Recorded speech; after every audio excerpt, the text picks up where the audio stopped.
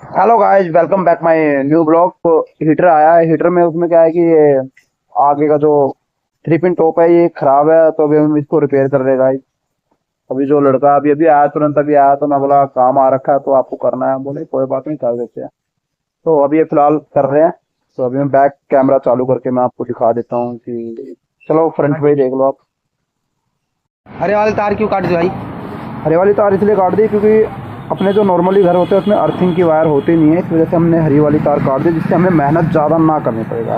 ठीक है, कैसे कनेक्शन करें? ठीक है, ये वायर इधर है, ये वायर इधर है, बीच में से बिल्कुल खींच के हमने ऊपर की तरफ कर दिया है। तो फिर हमने कहा टाइट हो चुका है गाइस, और हमने लगा दिया है और हमने तो चालू करा। ये वाह, गरम है वाह।